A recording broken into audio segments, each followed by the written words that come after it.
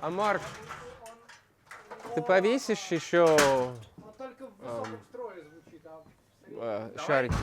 Я вырос, помню, я вырос в лесах, в горах и на бейсбольном поле.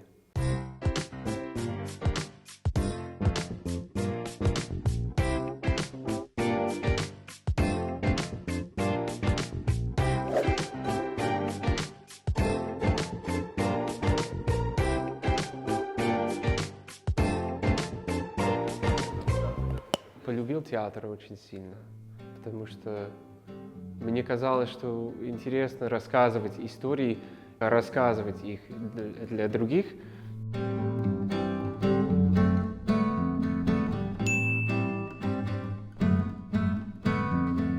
Я узнал, что есть такая русская школа. Всегда говорили нам про Станиславского и про его метод, и про то, как он придумал, как он делал некую революцию в театре. После него все стали заниматься театром совершенно иным способом.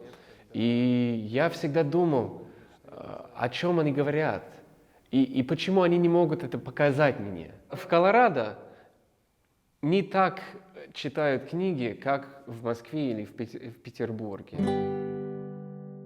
Когда моя преподавательница предложила мне читать «Чайку» монолог Кости, я первый раз не страдал от этого чтения.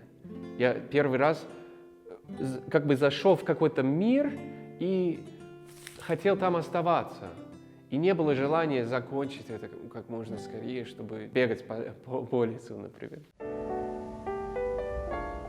До сих пор всякие байки о том, как русские актеры могут читать мысли без того, чтобы разговаривать.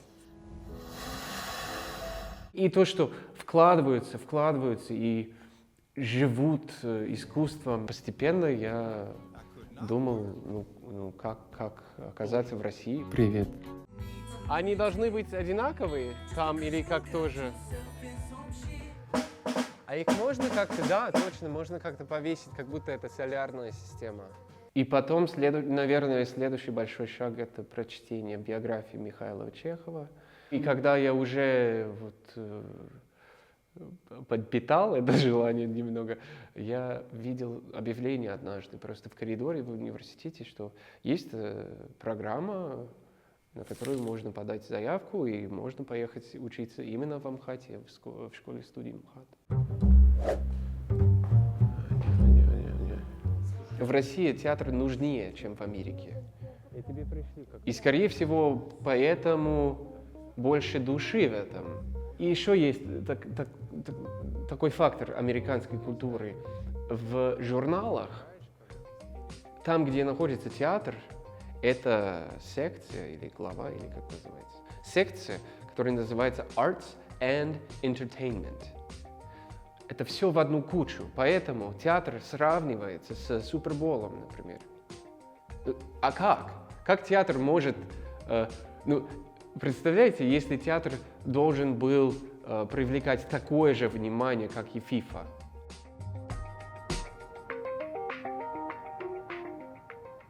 Я не Паша, я не профессиональный спортсмен. Комфорт — это хитрый гость, который приходит в наш дом, становится становится хозяином. В американской культуре, я считаю, что это случилось очень давно, вся система ценностей построена вокруг комфорта. Психологического, материального, в образовании и так далее. Тут это не так. И тут есть действительно зарядка для искусства. Я бы 10 раз заново изучал английский, выучил английский, чем еще один раз русский. Он настолько сложный, потому что мне приходится тогда изучать его как ребенок, просто на ошибках. Постоянно ошибаться и постоянно не париться о том, что я якобы выучил какое-то правило, и к нему есть 37 исключений. не возмущаться, просто вот, окей, да, надо интуитивно как-то его понять. Привет, Миш. Привет. Как дела? Все в порядке. Ты как? Хорошо. Да? Тут много сегодня, да? людей? Да, ну что ж, праздник. Да, конечно, с праздником. Спасибо. Спасибо вам.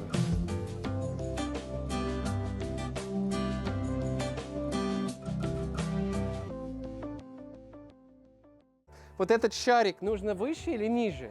Super duper! Wow, that just looks just like the Milky Way! It's just jolly dandy dee. Look at it! Был забавный случай, когда я снимал у своих друзей квартиру на Курске в Москве, и рядом со мной жили бабушки. И там очень злые бабушки были в нашем коридоре, очень злые, и они ненавидели меня. Я пытался делать все, что угодно, чтобы... Я вымыл весь коридор очень-очень хорошо. Они вообще не обращали внимания на это. Они орали на меня постоянно. Мой отец шутил о русских, когда я первый раз приезжал. Типа, осторожно с этими коммунистами. К сожалению, у взрослых а-ля моего отца остается этот McCarthyism, Cold War mentality, холодная война. Остается вот мышление холодной войны. И есть некий страх по поводу коммунизма именно. Но мне было это всегда странно, потому что я приехал в 2008 году, и вроде все в курсе, что Советского Союза давно нет. Джеймс, мистер Мистер Джеймс Диллингем, Диллингхэм. Серега, Вячеслав, Юра, я, Крис и Женя, да, как обычно.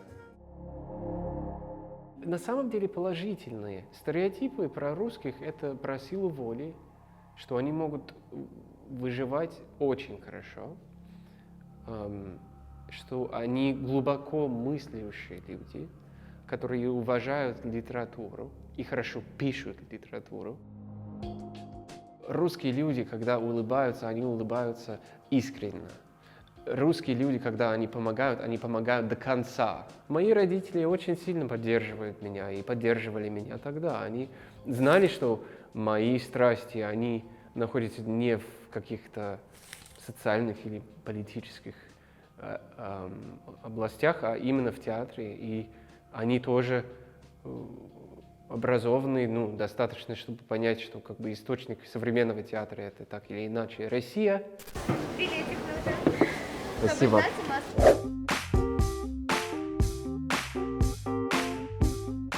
Я думаю, что Москва за 13 лет моего пребывания изменилась достаточно значительно. Во-первых, все курили везде. Все курили везде, поэтому выходил из любого места, у тебя одежда просто копченая. А потом запретили и перестали курить, и стало намного приятнее везде побывать. Потом эти все лавки были вначале везде разные, совершенно разные, и все было на глаз довольно грязно. Я думаю, что очень сильно почистили Москву, и парки стали чище и доступнее. Она красивее стала. В детстве я катался много, в хоккей играл, но, кайфово, кайфово. Давай, у тебя есть ноты? Нет, я подберу. Мне кажется, у Москвы очень хороший транспорт. Это самый лучший в мире, потому что, с одной стороны, он не настолько дорогой, как в Лондоне или в Нью-Йорке. И с другой стороны, он быстрее, приятнее. Метро очень приятный. Это чуть ли не музей. По сравнению с Нью-Йорком, нет разговора. Children go where I send thee. How will I send thee? Oh, I'm gonna send thee 4x4. 4 was a 4 who stood at the door. 3 was the Hebrew children. Привет, ребята. Найдите положение на седалищных костях. Стопы перед собой. То есть, смотрите, вам сильно глубоко. Ну, конечно, я хочу на Камчатку съездить, я хочу на Урал съездить, я хочу в тайге побывать, я хочу в Иркутск, хочу на север, на Соловки. Отгадывать цвет — это хитрый способ начать общаться по-другому.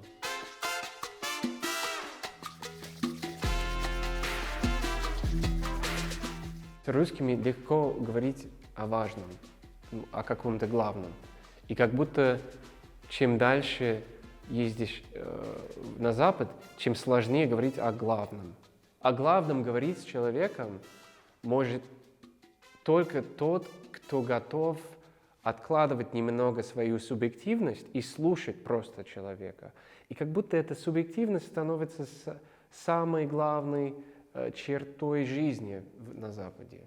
Вот моя субъективность — это реальность. Вы должны все уважать мою реальность. Это очень односторонний диалог. Почти все, включая американцев, которые побывали в России, чувствуют, что русская дружба, она серьезнее, глубже. Она не испаряется, когда сложности возникают. И это интересный фактор русской культуры. Боже, народился! Я брал бас. Нормально? С терцией, да. Окей. Прекрасно.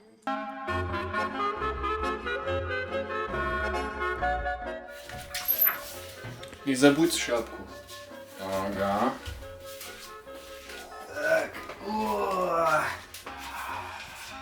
Я думаю, что да, я чувствую, что я обрусел. О,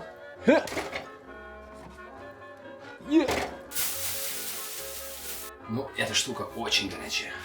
Давай поменяемся. Мне холодно стало. А баня — это тоже как будто необходимость в русской зимой.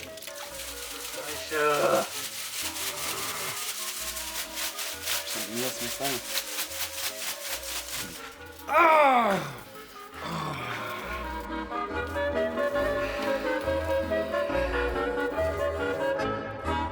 Сегодня я готовлю свою любимую пасту. Ой, действительно, начинаю плакать. Самое главное — это, конечно, макарошки.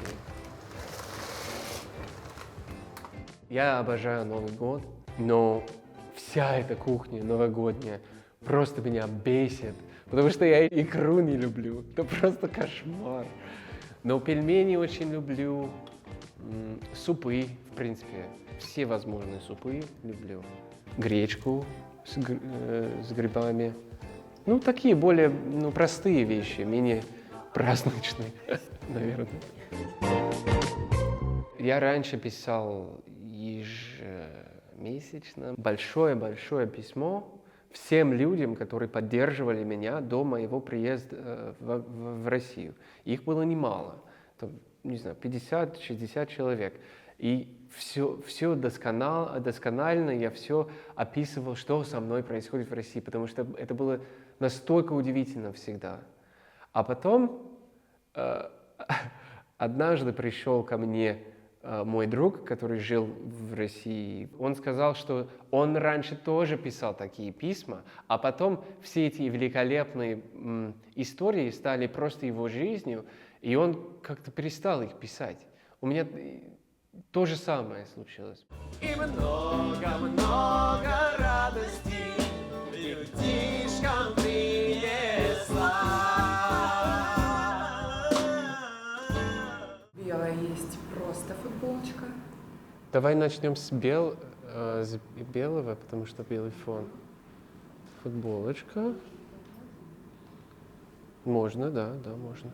Это момент, когда хочется, чтобы подруга радовалась так же, как и ты, о том, что происходит только с тобой. И можно с таким, ну, предложением, ну, типа, я знаю, что ты хочешь. Тянет в Москву, когда я в Америке, особенно, когда я хожу в театр. Я общаюсь с некоторыми моими однокурсниками. Мне очень грустно. В принципе, театральный мир в Америке меня огорчает больше всего. Я могу жить с этой культурой, я понимаю. Ну, у меня есть большие несогласия с тем, как Америка поступает в целом, как государство, и как американцы употребляют все на свете, и как стабильность становится все важнее и важнее для всех, и как все возможные диагнозы придумывают для того, чтобы чувствовать себя особенными. Но есть, когда Америка прилетает в Афганистан, это жесткая сила. Есть мягкая сила, это Макдональдс, например. Санкции — это между ними где-то. Когда пытаются снаружи повлиять материально, чтобы поручить, что ли. Почему до сих пор в западных кинопроектах зовут русскоязычных людей почти только на роли врага? Почему? Потому что инфантильность. Потому что люди не готовы смотреть на ситуацию, отложить как бы свою точку зрения и немножко всматриваться куда-то, где неудобно.